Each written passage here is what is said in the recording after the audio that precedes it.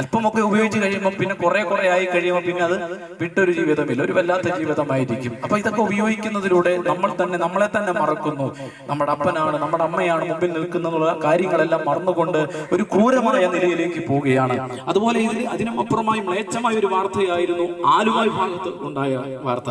അത് ജന്മം നൽകിയ സ്വന്തം മാതാവിനെ ആ മകൻ എന്ത് ചെയ്തു? ക്രൂരമായ നിലയിൽ ബലാത്സംഗം ചെയ്ത ഒരു വാർത്തയാണ്. വളരെ മ്ലേച്ഛമായ വാർത്തയാണ്. അവിടെയും നമുക്ക് മനസ്സിലാക്കാൻ കഴിയുന്നത് മയക്കുമരുന്ന്, കൂടിയ ലഹരി പദാർത്ഥം ആ ചെറുപ്പക്കാരൻ ഉപയോഗിക്കുന്നുണ്ടായിരുന്നു എന്ന് നമുക്ക് മനസ്സിലാക്കാൻ കഴിയുന്നുണ്ട്. അതുപോലെ ഈ കഴിഞ്ഞ ഇടയിൽ ഒരു വാർത്ത നമ്മൾ അറിഞ്ഞതാണ്.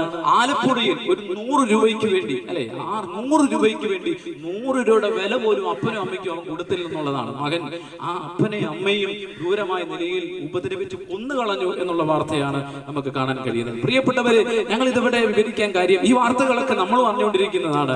സ്വീകരണ മുറിയിലേക്ക് ഓടിയെത്തുന്ന പത്രമാധ്യമത്തിലൂടെ നിങ്ങൾ പറഞ്ഞ വാർത്തയാണ്.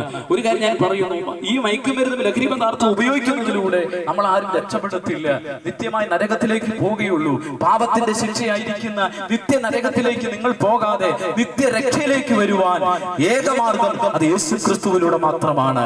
മനുഷ്യൻ ഇത്രമാത്രം അധമതിക്കാൻ കാര്യം, ഇത്രമാത്രമൊക്കെ മനുഷ്യൻ ചീത്തയായ